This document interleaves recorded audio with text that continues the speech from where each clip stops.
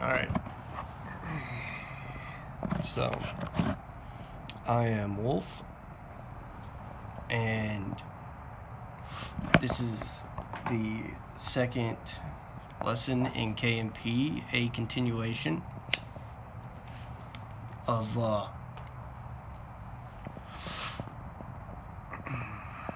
lesson 1, which was qualities for littles to look for in a Dom. So tonight, the first thing we're going to talk about is we're going to dig a little bit deeper into the getting to know people and the ideology and worldview kind of parts. And then we're going to move into specific things to look for, surface level qualities that are basically symptomatic of the underlying qualities that you actually want in a Dom. Basically behaviors you can look for. So last time we talked about you want a Dom to be meek and you want to take the time to get to know someone, and we went over a few questions that you might ask. So tonight we're going to kind of, like I said, we're going to start off by expanding on kind of those questions.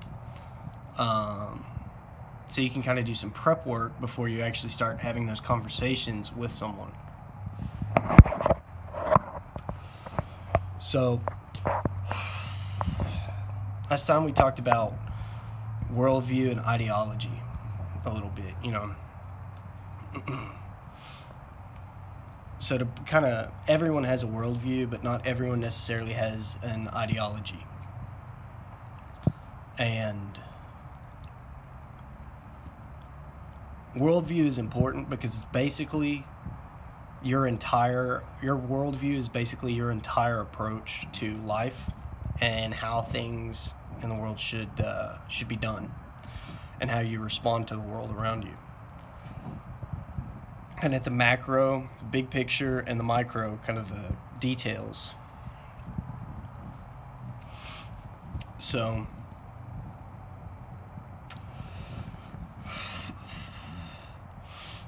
before you can talk to someone else about their worldview, really, you need to understand yours. And so we're going to kind of break that down into political and social and economic, because those are kind of the big three. So on the political, are you far left? Are you left? Are you right? Are you far right? If you watch the news at all, you've probably heard far left, liberal, conservative, far right.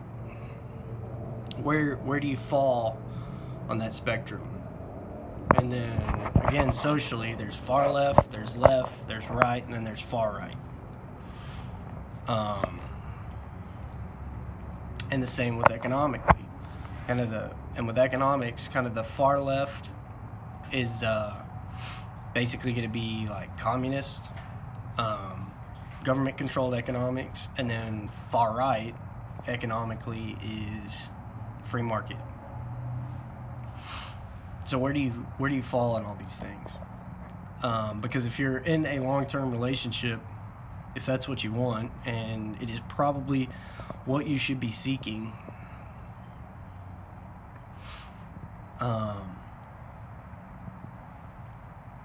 those three subjects have a lot of potential for a lot of conflict in the home, in your little relationship. And especially when voting season comes around, if one of you is far right and one of you is far left, there's going to be some conflict in the house. And so by dating someone or being in a relationship with someone whose worldview already lines up with yours, you have eliminated or minimized 3 major sources of conflict in your relationship.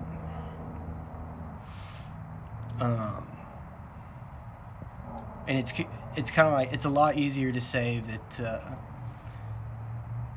like, let's take a relationship, we'll just use an example for now.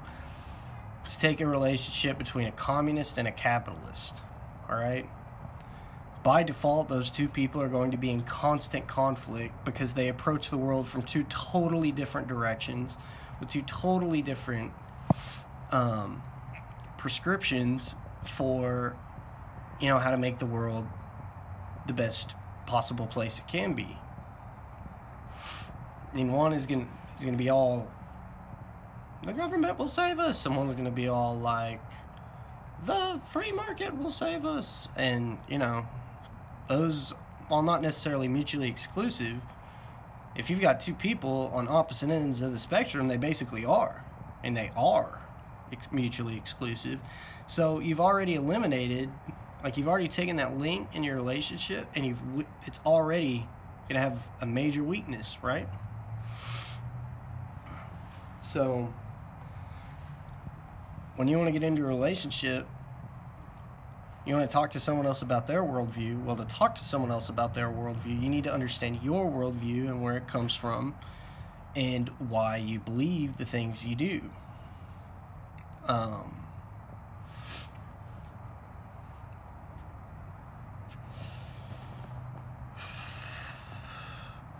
And those can be very, very, very feisty, difficult conversations, but they do need to be had if you want a strong relationship.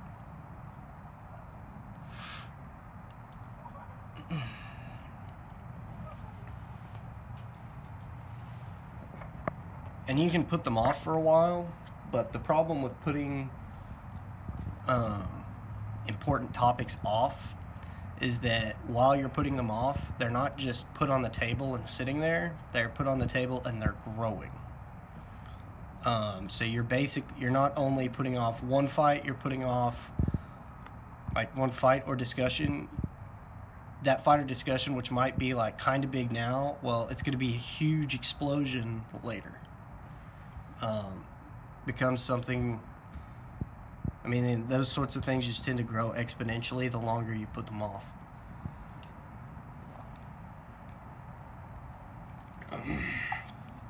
It's also, and this is another hard one, it's also to your benefit to be yourself, as much of yourself as you can. And that means when you're building your relationship, especially in the early parts, you're not just putting forth the most palatable sides of yourself, because what will end up happening if you do that is 9 months later, 9 months into the relationship, your crazy is going to come out, because it always does, and everyone's got a dose of crazy. There's this big freaking spider, and I kind of want to crush it, but it's also not attacking me, so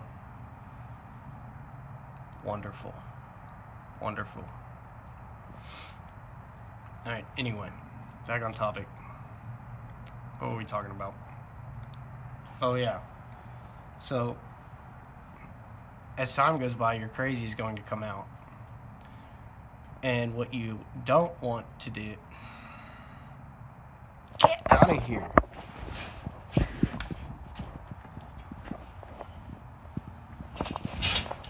Alright, problem solved.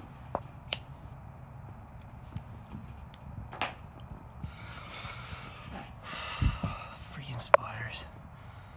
Alright. So over time, your crazy is going to come out. And when that happens, if all you've done is put forward the most palatable, the most agreeable, the most accessible parts of yourself, I only want to have fun, right? And basically what's going to happen when your crazy starts coming out is your partner is going to wake up, see you're crazy, and be like, who is this person? Who are you? And so instead of you and your partner actually getting to know each other over time and building, you're basically like building a house of cards, which is going to collapse. And then instead of having built your relationship on a solid foundation from the beginning, now you're going to be 9 months in and starting to actually build an actual relationship, right? And that's not good. There's going to be a lot of conflict from that. And the nature of relationships is that there's already a lot of inbuilt conflict and headbutting, and so everything you can do to minimize that is a good thing and really a step in the right direction.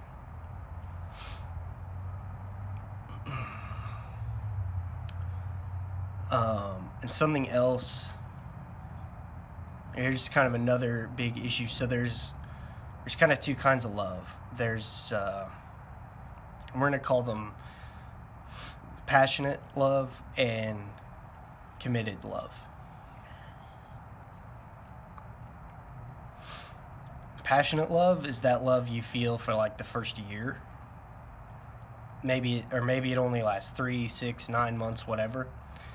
And you just can't get enough of each other, and your partner can do no wrong, and you're willing to overlook all of their flaws because, look, we're just frolicking through the meadow, gathering daisies and singing songs, and it's great, right? And you just, you want to get physical all the time. Well, that's going to fall off very quickly.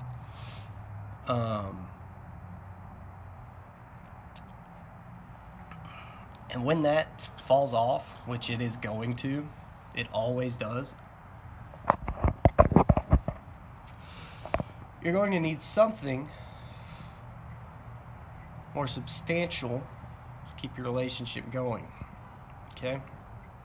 And that's committed love. That kind of love is a choice. It's you wake up every morning and you're like, yeah, my boyfriend's not perfect, but you know what? I'm going to stick it out, and I love him, and we're going to make this work. Because you just make a decision that the other person is worth it, and that you're not going to quit. You're not going to just break up with them, all right? So you're going to have plenty of times where you're going to feel like it, or you've been together for a couple years, and here comes some like hot young stud, and you're like, man, he looks pretty sweet right now. And then you look at your boyfriend, and you're like, yeah, I already know him, and man, our relationship's kind of boring right now, and blah, blah, blah, blah. Some hot little chick comes cruising by, and guys are like, man, looks like it'd be pretty fun to hang out with.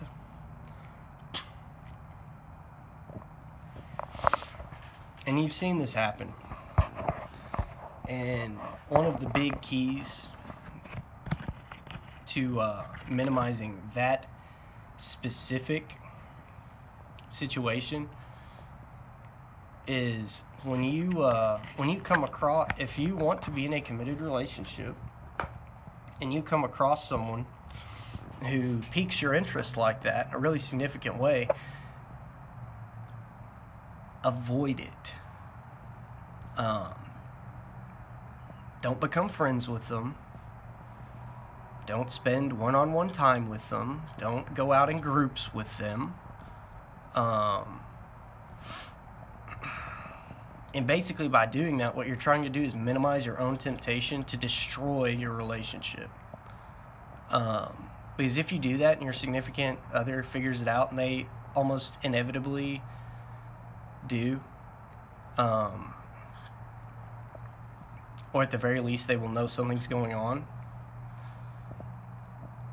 you are giving them a legitimate reason to be jealous, because you are offering your intimate self, either mentally, emotionally, or physically, to someone else when it belongs to your partner. One of the things people don't like to talk about in relationships anymore is that relationships are a mutual ownership. Whether they're vanilla or BDSM or whatever. I am hers, she is mine. Her mental and emotional and physical capacities belong to me. My mental, emotional, and physical capacities belong to her. Now, you may agree to share them with other people, but that is a discussion that needs to be had by the couple. If you watch the first lesson, I said that there's me, there's her, and then there's our relationship. And those are three separate entities, right? And if you're running off, doing your own thing, trying to play a little bit with someone else, thinking it's harmless, like, you may not be hurting you, but you are hurting her, and you are hurting your relationship. And ladies, if you're running around playing with someone else, you are hurting him, and you are hurting your relationship. And a great external indicator for this is if you ever have to explain to someone, oh, we're just friends. Well, if they're asking, they're seeing something there that isn't just friends. And if you've ever either had a crush on someone or someone had a crush on you, people can be remarkably blind about their own emotional interest in someone else or someone else's own emotional interest in them. So if you're hanging out with some guy and you think y'all are just friends, well, there's a good chance that he has some emotional, mental, or physical interest in you. And if other people are seeing that, you are playing with fire. Because there is a decent chance that at some point, and the longer that friendship, relationship goes on, the more likely there's going to come a time where you're having trouble in your relationship, and that friend starts to look awfully interesting. And that goes for males and females. Although I would generally say that males are much more prone to this kind of... Males are much more prone to the quick fix. So things develop really quickly. Not a very short time frame. Things develop very quickly, and they make a really stupid decision. Either they cheat, or all of a sudden they wake up and they're like emotionally invested in this friend, right? Whereas with women, they're much more prone to a long-term, oh, we're just friends and he's never done anything, da-da-da-da-da, and then they make a mistake.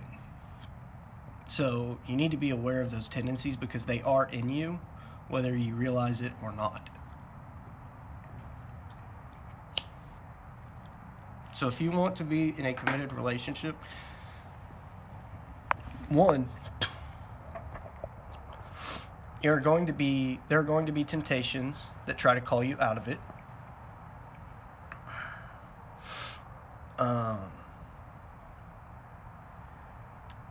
Two,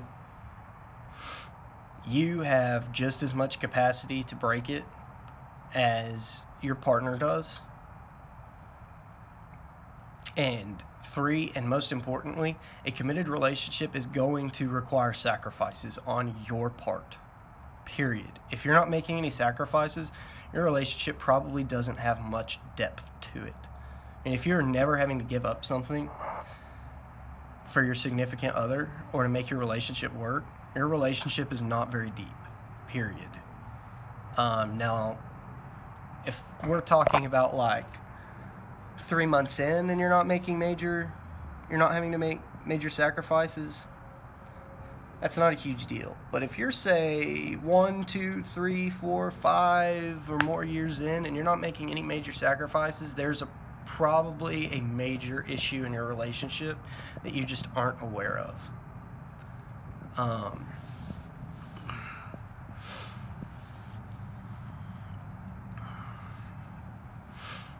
And now we're going to move on to number 4. And this is major in really every facet of your life, every form of relationship, be it casual acquaintance, friend, family, love interest, partner, whatever. But the more committed your relationship and the more long-term it is, the more important it's going to be. That is honesty. always tell the truth. Always tell the truth. Not sometimes tell the truth, not sometimes throw a powder coat on the truth, give it some lipstick and some blush and say, well, here's the pretty part of the truth. No, always tell the truth. Always.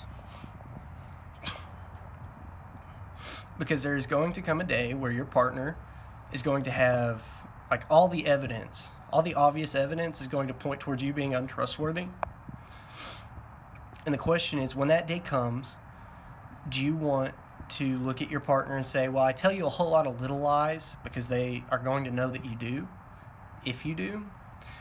Well, I tell you a lot of little lies every day, but on this big thing, now that there's, reason to doubt me and there's, maybe the circumstantial evidence is against me, now you should trust me on this big important thing, even though I haven't been honest with you about all those little things.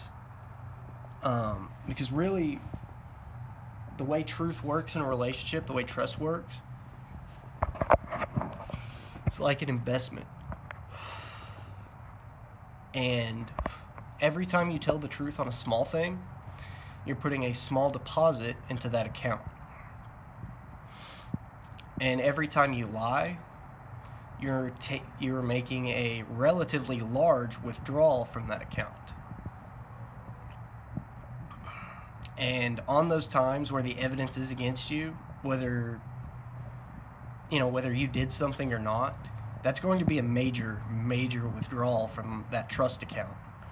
And so the more honest you can be with your partner,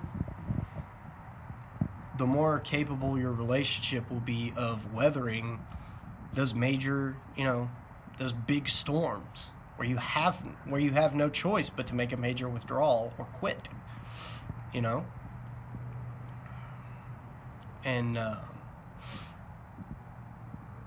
you can look at relationships all around you and see people casually lying to each other all the time, and then you start to look at their relationship over time and you realize things are really not that great there because they lie to each other all the time and they think nothing of it.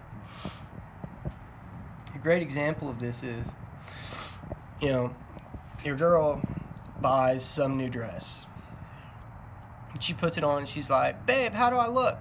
And you're like, man, is this worth it? She looks terrible in that dress.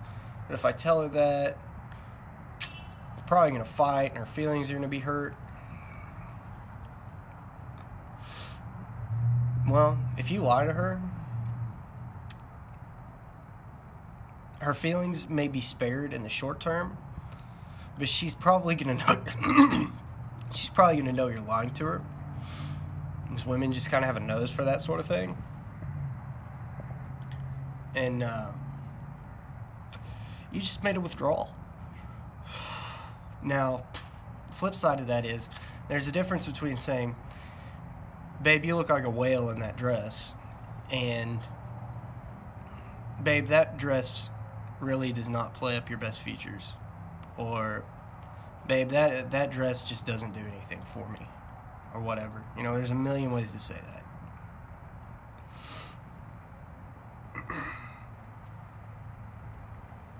And something that's very important to understand is, one, truth is usually pretty objective and enduring. And actual truth generally doesn't change at all over time. Whereas feelings are very subjective and tend to be pretty short-lived most of the time. So the question is, do you want to build your relationship in the short term or do you want to build it in the long term? And the answer to that question should always be, I want to build my relationship for the long term.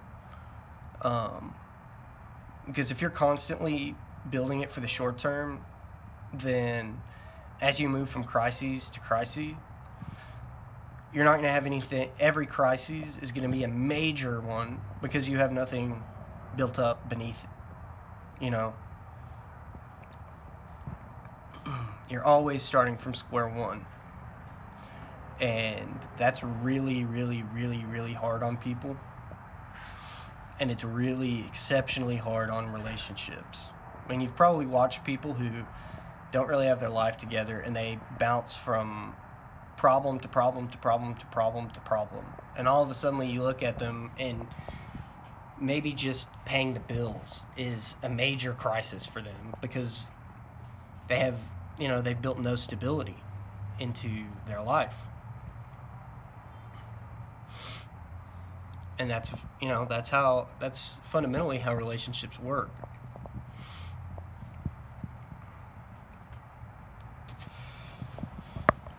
So you want to be yourself. In relationships, you want to be yourself, and that's your real self. You want to be honest. You want to share worldviews. You want to really share your entire being with that other person. And then when you put all that on the table, optimally, they're going to be honest with you and share worldviews with you, and they're going to put all of themselves on the table, and they're going to look at your side of the table and see, well, I see these things about you and I like it. And you're going to look at their side of the table and say, well, I see these things about you and I like it. And y'all can start building an actual, functional, healthy relationship.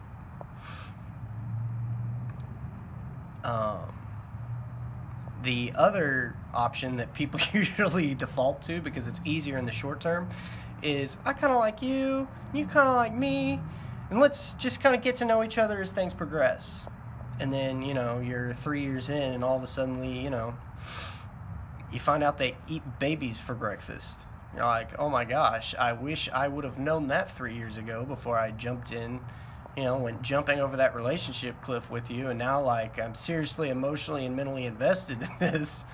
And now the breakup, rather than being a month of crying, is going to be months or years of crying, So make sure you hammer out those basic fundamental things.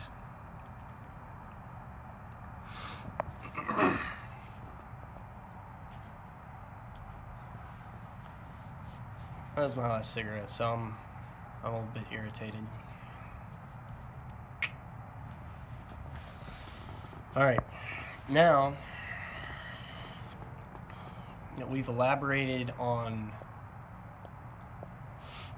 a lot of those fundamentals some more, we're going to move back into the qualities of a Dom specifically, and some of those kind of behaviors that you can be looking for. And I actually built this up off of a article I read years ago about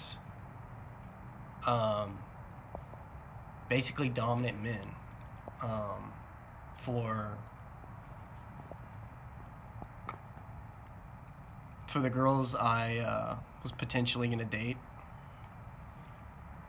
And it's something, whenever I start getting into a DS, a dominant submissive formatted relationship, it's something I always send to the girl to and have them read, and we talk about it. And this is another tool in your toolbox, littles, to help you find that right man, that right Dom, or whatever. So, let's get rolling.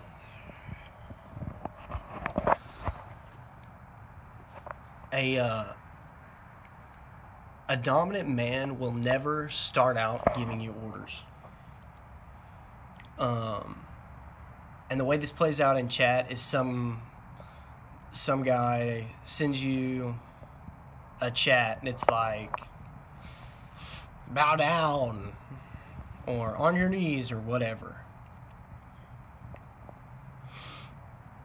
Well,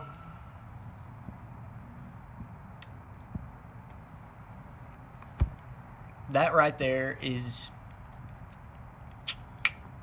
that's not just a red flag. That's like a tuck, roll, bail out, and pull the parachute. If you receive one of those in chat, that is more than enough reason to block and continue the search. We're gonna call that guy the Insta-Dom. He wants to show up and just take charge of everybody all the time, right?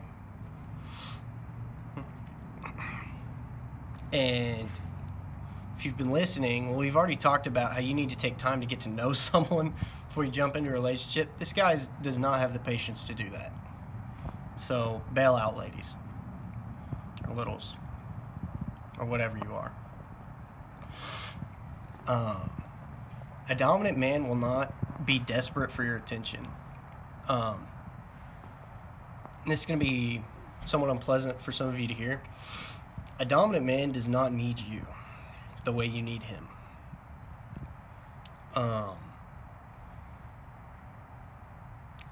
And this applies to daddies as well. Generally, a dom does not have trouble finding women. That's not his issue. What he has trouble with is finding women that he thinks are worth his time.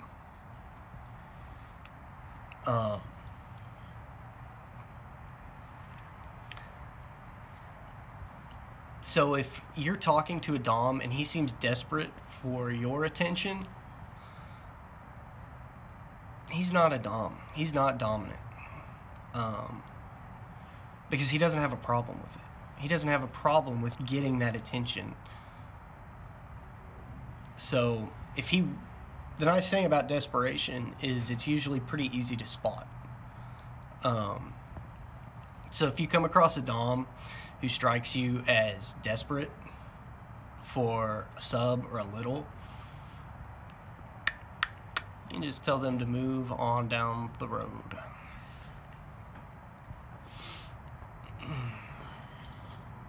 Generally, what you're going to see out of dominant men is that they are successful. And what I mean by that is not necessarily, like, a dominant man is not necessarily going to wear a suit and tie to work every day, but generally a dominant man is going to be successful at what he does for a living.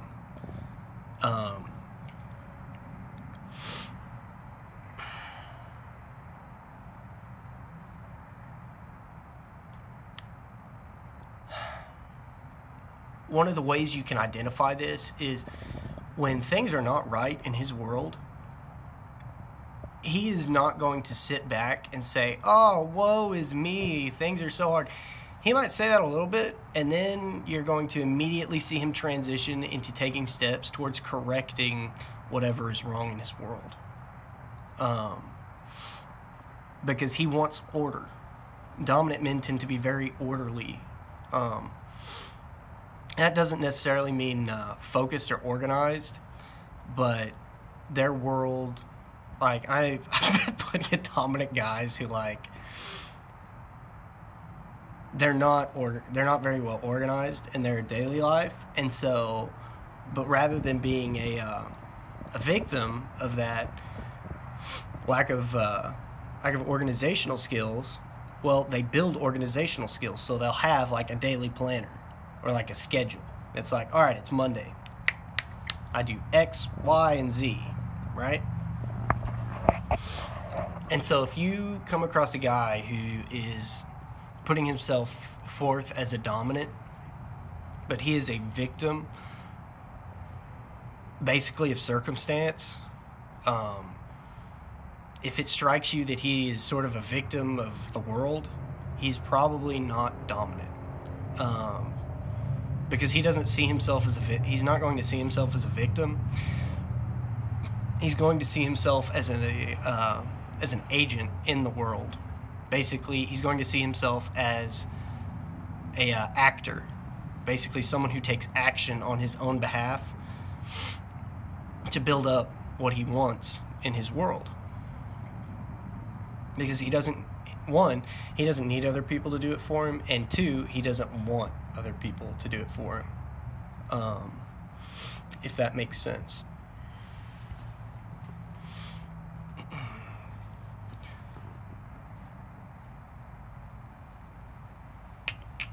where are we going to go from here? There's a few directions we can go, and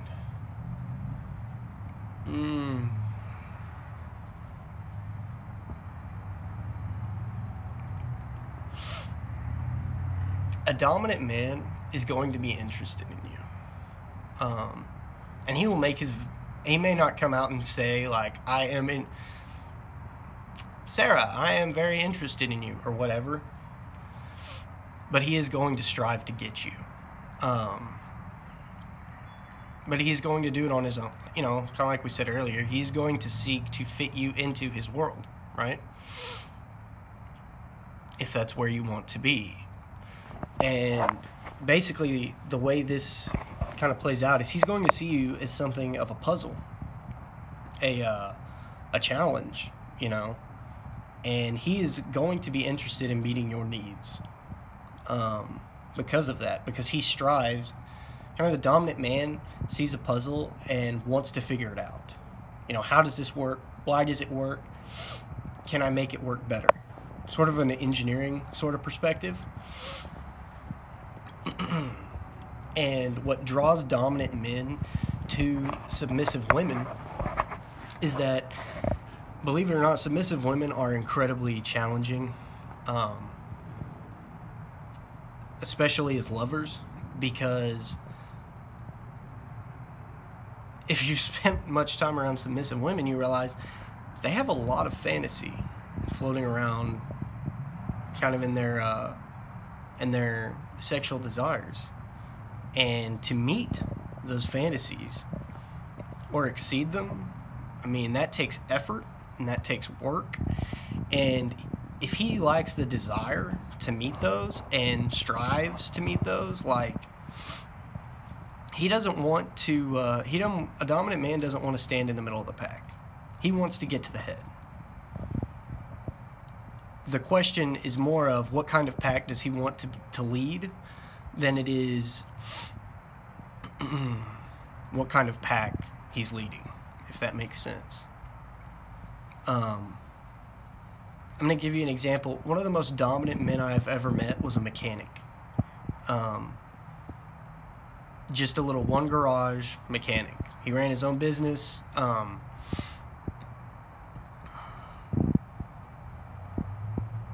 But there's never a question in your mind that he had designed things to his specifications,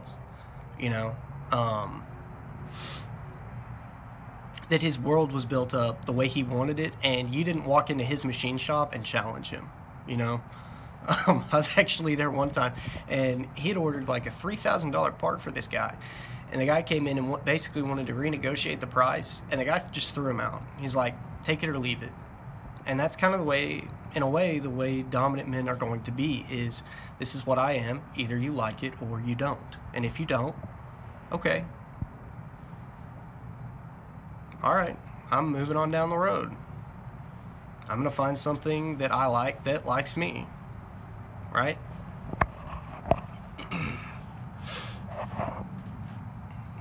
Which is basically why, like, you're generally not going to find dominant men on their knees very often in front of anyone or for anyone. Because they tend to be men of great character and integrity. And I don't mean to say that they're great men, but they're going to tend to be very upright individuals. They value truth in their world, and generally by default that means they value truth in the world around them and the things outside of their world. So you're generally not going to be catching dominance, a real dominant in a lie or deception. Very rarely.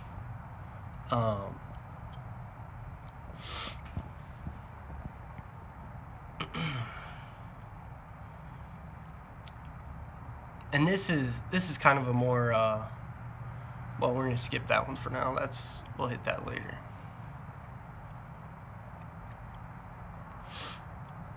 A dominant man is not going to need gadgets. He's not really going to need kind of the accoutrement of kink to get you going. Because the way a dominant man is going to run you as a sub isn't with the whips and chains or the cuffs and ropes. He's going to run you based on his personality, and he is going to strive to get into your head to do that.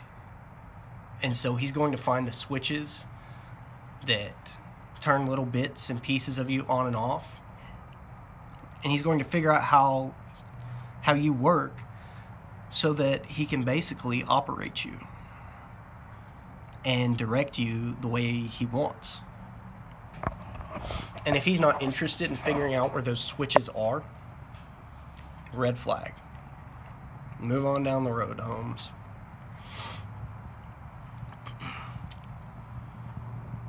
In a way,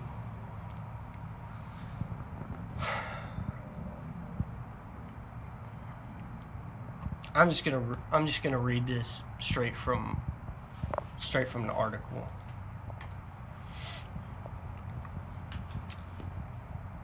A whisper, a word, a look, a swagger, and a touch are the essence of his talent. Confidence is his weapon of choice, not bragging about his dungeon. Those who tout their toys too highly might well be lacking in other departments. A dominant man doesn't need to tell you how great he is because he already knows. He already believes that he is the master of his domain. He doesn't need you to tell him that he's king because he's already got the crown. And if you come across a man or a dom who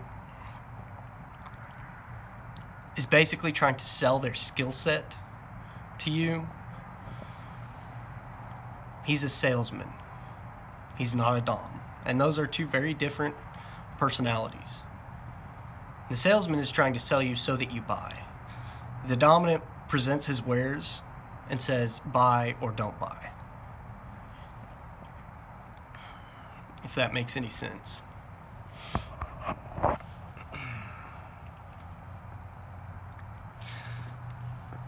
Dominant men are very selective. He will be very, very careful in selecting you to be his sub. And part of the reason for this is that he knows you have these incredible, we talked about wants, needs, and desires. Well, he knows you have those. And he knows that they are not the norm, and that they are probably exceptionally powerful in many cases. And he already understands that to take you on as his sub means taking on all of those incredibly powerful wants, needs, and desires, and that he's going to be expected to meet them and at times exceed them.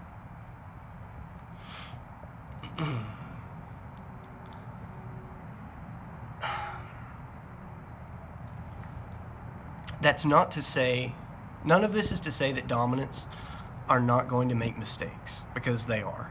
I mean, people are very complicated creatures, and he, especially early on in your relationship, probably the first year, he's going to make a lot of mistakes, just, finding those switches and basically figuring out what it is you really want.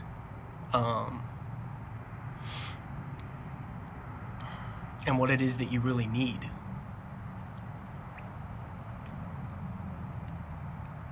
A dominant man will own his mistakes.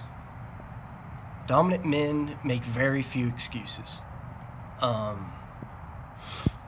If you come across someone who claims to be a dom, but it's never their fault, like, say a fight happens in the chat and it's never their fault, or they want to say that, they have no culpability for what happened even though they were involved, they're probably not a dominant.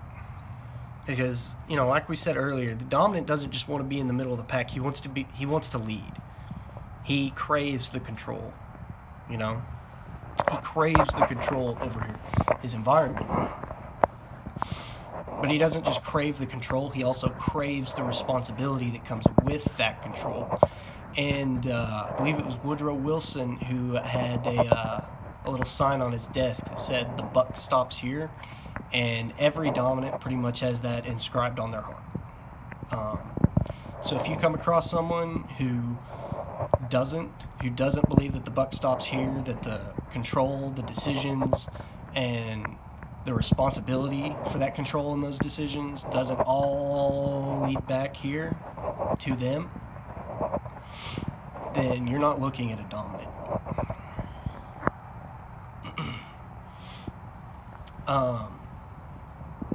This is, some of you have probably experienced this and are probably somewhat familiar with this. A dominant man is never going to open up with a picture of his genitals, period.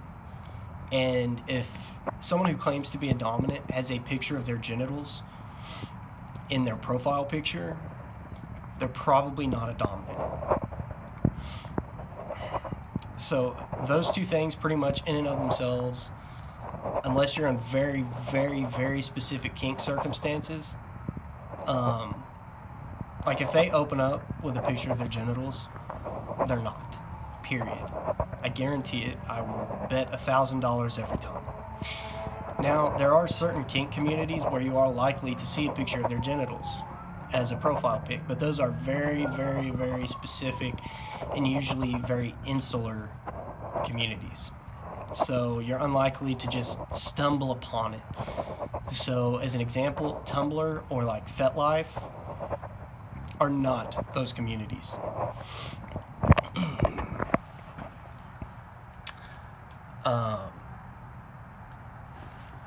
A dominant man will not ever beg you for things. A dominant man will not beg you for things, especially not nude photographs. To give you an example, the way I work with girls with subs is basically working them up to the point where they're aching for permission to send them.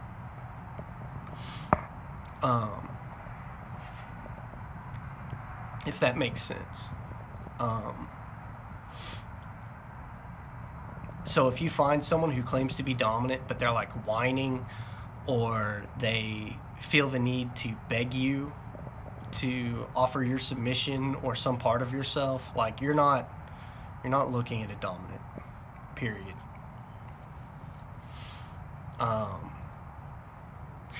If a dominant man will never lie about his current relationships. Give you a great example of that. If a dominant man is married, he's going to tell you.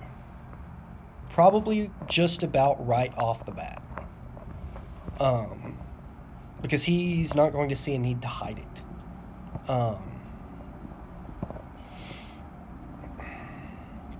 And a dominant men don't initiate relationships. Like, let's say you have a dominant guy and he has a sub, right? And he decides that he's not happy in that relationship and then he's going to find another sub. Before the dominant seeks out a new sub, he's going to break off the relationship with his current sub. So if you find a dominant who's in a relationship but is also courting you or someone you know, but isn't poly, you're not looking at a dominant.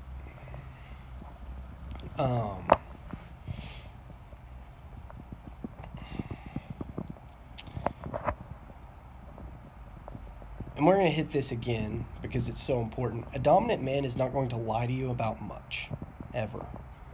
That isn't to say that he's going to share everything with you.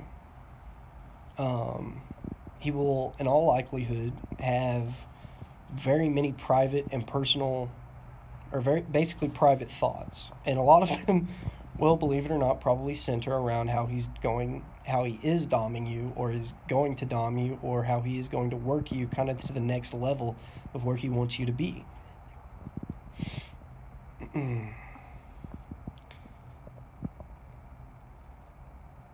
Now,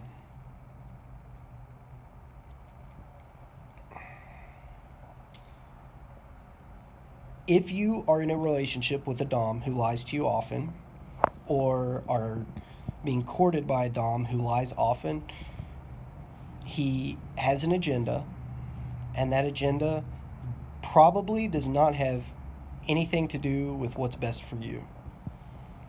It probably has very little to do with your needs, wants, or desires. And one of the things you'll see in dominance is a lot of times they'll, not a lot of times, but maybe, but one of the things you'll see in dominance is sometimes they'll express interest in a sub, then come to realize that they can't be good for that sub, and will abruptly end the relationship. You know?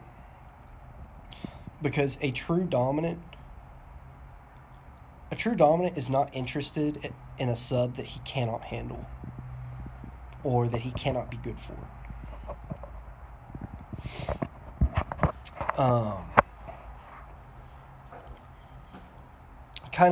We're going to kind of start to bring things to a close with this next one.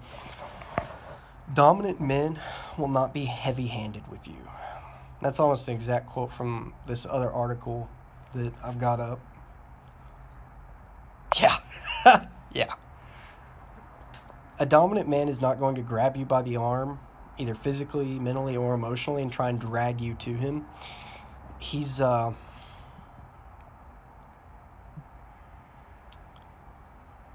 going to draw you in with his own personality. And dominant men will tend to be skilled at drawing you in and kind of opening up who you are. Putting you at ease so that, you as a sub can really blossom into as much as you can be, or putting you on edge so that he can kind of take you to the next level of where he wants you to be. And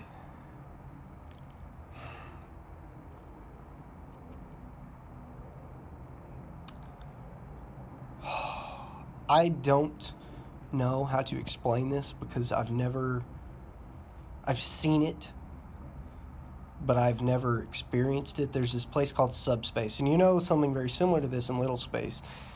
And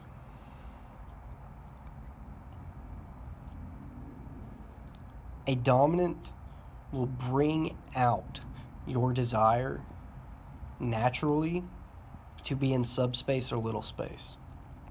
And they will make you feel safe being there. I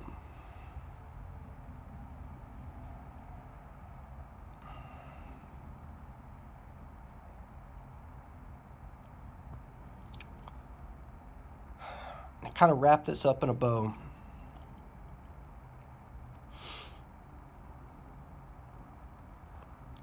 Dominants crave respect because dominants have generally reached the pinnacle of something and demand that it be respected.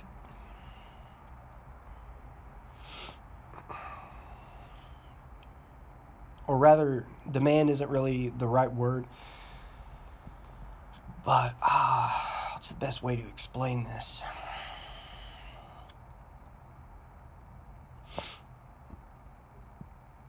A dominant wants your submission not just to make you submissive, but because he has gone above and beyond and climbed the mountain that is you and has passed the obstacles and come to understand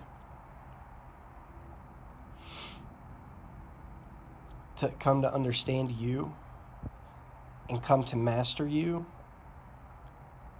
because the dominant wants to earn your respect. By the time you've truly submitted to him, he wants you to already know that he has earned your submission, that you give it because you believe that he deserves it. Not because he thinks he deserves it, but because the submissive looks at him and is like, man, like, it doesn't get better than this. Like, that guy just climbed a freaking mountain. Better go follow him.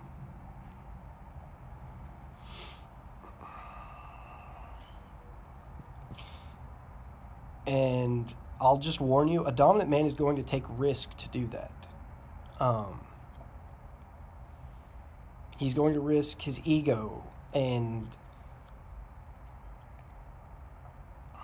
if you don't see a dominant man taking risk to figure out who and what you really are, you're probably not looking at a dominant.